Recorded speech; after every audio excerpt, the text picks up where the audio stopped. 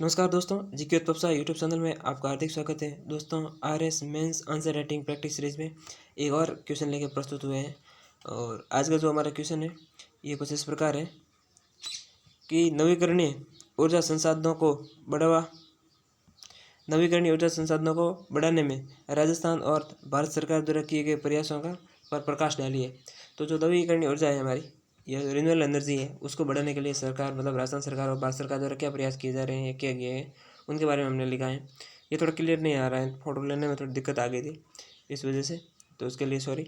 और अभी हम देखते हैं तो हमने इसमें क्या लिखा। हालांकि ये जैसे अभी रिन्यूएबल एनर्जी है वो बहुत सरसा में है, इसकी वजह से इससे क्वेश्चन बन सकता है। और ये भी पता चले प्रीलिम्स में भी पूछा जा सकता है, मेंस में भी पूछा जा सकता है, और इंटरव्यू में भी क्वेश्चन बन जाए तो तो हम जवाब दे सकें। तो इसका जो हमने आंसर लिखा कुछ इस प्रकार लिखा कि कभी न खत्म होने वाली और पुनः नवीकरणीय योग्य ऊर्जा स्रोत, उसे क्या कहेंगे हम? नवीकरणीय ऊर्जा स्रोत। तो नवीकरणीय या अक्षय ऊर्जा संसाधन कहते हैं, जैसे सौर ऊर्जा, पवन ऊर्जा, ताप ऊर्जा आदि। केंद्र सरकार द्वारा 2022 तक 175 गीगावाट। अब जैसे वो भी लिख सकते थे हम 2024 तक 450 गीगावाट का जो नया टारगेट है वो लक्ष्य भी लिख सकते हैं हम। और हमने पहले वाला लिखा 175 गीगावाट नवीकरणीय ऊर्जा क्षमता की स्थापना करने के लिए विभिन्न प्रयास किए जा रहे हैं। अब हम ये आगे जो है वो राजस्थान सरकार और भारत सरकार के जो भी प्रयास हैं, योजना, उनका जो इनिशिएटिव है उनका हम आगे पॉइंट वाइज लिख रहे हैं। तो इसमें हमने जो पहला पॉइंट लिखा है वो कुछ इस प्रकार लिखा।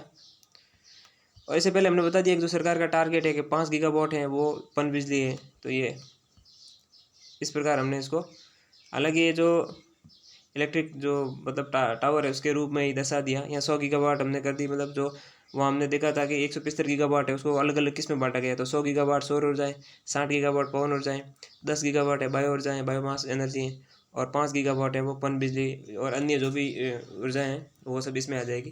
तो हमने यहाँ थोड़ा यानी कि छोटा सा ये पिलर बना के यह ऊर्जा का जो टावर है इलेक्ट्रिक जो लाइट बिजली है वो दिखा दिए यहाँ खंभे, और ये नीचे मेंशन कर दिया। हालांकि इनका कोई बनाने का कोई फ़र्क तो इससे कुछ नहीं पड़ता, लेकिन बस लिख दिया तो थोड़ा एक अलग ही लगे। और दूसरी बात है कि यहाँ जो हमने एक डाटा डाल दिया और साथ ही थोड़ा अट्रैक्टिव आंसर लगे उस पर्पज़ से। अब हो सकता है क्या एग्जामिनर को भी हमारी और मेरी ट्यूनिंग साथ बैठती है कि नहीं, क्या उनको ये पसंद है या नहीं, देखा जाए वो तो। लेकिन हमने इसी वो कहते हैं ना थिंकिंग से शुरू में बना दिया कि शायद अच्छा लगेगा। या हालांकि इसमें ऐसा कुछ ऑड नहीं है, लेकिन हाँ यही है कि है तो खंबे ऐसे बिजली के रिलेटेड ही है, लेकिन हम देखते हैं वो एग्जामिनर के माइंड सेट पर काम करता है हमारे।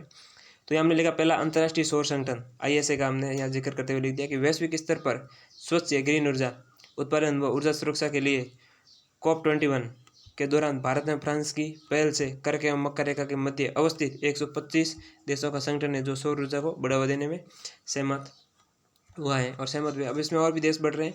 तो एक्चुअल में क्या है कि जैसे हमने ये एक तरीके से इंटरनेशनल जो भारत का प्रयास है या अंतर्राष्ट्रीय स्तर पर भारत का जो प्रयास है उसको सबसे पहले हमने यहाँ मेंशन किया है। और उसके बाद हमने लिखा दूसरा, कुसुम योजना। और कुसुम योजना में हमने लिखा कि किसान ऊर्जा सुरक्षा एवं उत्थान महाअभियान, यहाँ कुसुम का पूरा फुल फॉर्म लिख दी, पूरा नाम लिख दिया, के तहत ग्रिड पैटर्न आधारित हरित ऊर्जा का निर्माण एवं विकास। इसमें ग्रिड पैटर्न के आधार पर किसानों को जो ऊर्जा चाहिए कि वो तो किसान काम में ले लेंगे, उसके बाद जो है ऊर्जा बढ़ेगी वो ग्रिड में स्टोर होकर आगे सरकार खरीदेगी या सरकार के पास जाएगी। तो ये भी हमने इसमें दर्शाया। फिर हमने लिखा गोवर्धन योजना, जैसे पशु मलमूत्र, धान की भूसी, कृषि एवं जैव अपशिष्टों से बायोमास ऊर्जा का उत्पादन को बढ़ावा देना। अब जो भी कृषि में जो भी अपशिष्ट बचते हैं उन सब का प्रयोग करके जो गोवर्धन योजना के माध्यम से जो बायोमास ऊर्जा निर्माण की जा सके, तो हमने यहाँ गोवर्धन योजना का भी लिख दिया। आगे हम भी सरकार के कुछ इनिशिएटिव है उसको एक ही पॉइंट में इंक्लूड करते हुए, जैसे राष्ट्रीय अक्षय ऊर्जा नीति के तहत राष्ट्रीय सौर ऊर्जा मिशन, राष्ट्रीय अपतटीय पवन ऊर्जा नीति, असम पेट्रोलियम लिमिटेड द्वारा मेथनॉल गैस आधारित खाना बनाने के स्टोव का निर्माण, और पवन ऊर्जा या पवन सौर हाइब्रिड नीति, सूर्य मित्र ऐप के जरिए ट्रेनिंग, अभिनव सोच नई संस्था के नाम से अवार्ड दिए जा रहे हैं अगर आप रिन्यूएबल एनर्जी या सौर एनर्जी को बढ़ावा दे रहे हो तो उसके लिए। तो इन सब प्रयासों को हमने अवार्ड दिए गए, एक सराहनीय कदम है। तो इन सबको हमने शामिल कर दिया एक पॉइंट में कि ये तो मिशन है और ये जो है और इनिशिएटिव है जो सौर ऊर्जा को, रिन्यूएबल एनर्जी को बढ़ावा देने के लिए। रिन्यूएबल एनर्जी में सौर ऊर्जा भी आ जाती है। फिर हमने यहाँ राजस्थान सरकार के जो है वो पॉइंट डालने की कोशिश की है, जैसे राजस्थान सरकार द्वारा किए गए प्रयास। तो राजस्थान सरकार द्वारा अक्षय ऊर्जा उत्पादन को बढ़ावा देने के लिए राजस्थान सौर ऊर्जा नीति 2014, पवन ऊर्जा नीति 2012, बायोमास पॉलिसी 2010 के माध्यम से बड़ला सोलर पार्क परियोजना सबसे बड़ी है राजस्थान, बड़ला, ये जोधपुर के बाद। फिर फतेहगढ़ व पोखरण सौर ऊर्जा संयंत्र जैसलमेर में, पवन ऊर्जा संयंत्र अमृतसर, ये भी जैसलमेर में, देवगढ़, फलोदी आदि में। और फिर सूरतगढ़ थर्मल पावर संयंत्र सबड़ा, ये थर्मल पावर एनर्जी पर आधारित है। फिर रामगढ़ और अंताबारा में गैस आधारित परियोजना।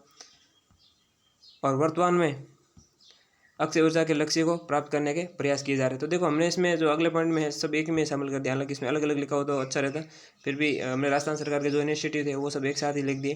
तो इसमें हमने जो रिन्यूएबल एनर्जी में जो जो आती हैं, पवन ऊर्जा हो, सौर ऊर्जा हो, और ये जो भी गैस बायोमास जो भी ऊर्जा आती है, तो उन सबको हमने शामिल किया और उसमें लिखने की कोशिश की है। हो सकता है इसको और बेटर बनाया जा सके, और भी सुझाव या जो कमेंट हो आप ज़रूर बताइए, और सुझाव दे सकते हैं कि इसको और जो है अप्रोप्रिएट हो या अच्छा बनाया जा सके, जिससे हमारे जो आज मेंस में अच्छे मार्क्स मिले हमें। और इसी उद्देश्य से, क्योंकि रिन्यूएबल एनर्जी के जो वो बहुत चर्चा में है, और क्योंकि क्लाइमेट चेंज हो या जलवायु परिवर्तन है, वो भी कह रहे हैं कि आप जो है स्वच्छ ऊर्जा या ग्रीन एनर्जी को बढ़ावा दो, जिससे जलवायु प्रदूषण या पर्यावरण प्रदूषण या क्लाइमेट चेंज की समस्या है वो भी कम होगी। ग्लोबल वार्मिंग या जो वैश्विक तापमान है उसको भी कम किया जा सकता है ग्रीन एनर्जी के माध्यम से। अभी तो हालांकि जैसे इलेक्ट्रिक एनर्जी को हमने इसमें नहीं लिखा, वो भी एक पॉइंट अच्छा था, इलेक्ट्रिक एनर्जी वाला, वो भी इसमें डाल सकते थे। तो कुछ प्रकार कहते हैं ना, जब लिखते हैं तो कुछ चीज़ें हम छूट जाती हैं, और उम्मीद करते हैं इसमें से अगर हमें आधे पॉइंट में वहाँ याद आ जाए तो यहाँ पहले एक अच्छा आंसर बन जाएगा। तो निश्चित तौर पर आज के इस वीडियो में और आज के इस क्वेश्चन से ज़रूर आपको कुछ सीखने को मिला होगा, और आपके कमेंट दीजिए आप भी, और अपने सुझाव दीजिए, जिससे हम भी आपसे कुछ सीखें या हमें भी कुछ सीखने को मिलेगा। तो ऐसे ही वीडियो हम लाते रहेंगे, और अगर हमारा ये वीडियो पसंद आया हो तो इसको लाइक करिए, शेयर कीजिए, कमेंट कीजिए, और चैनल को सब्सक्राइब कीजिए। धन्यवाद।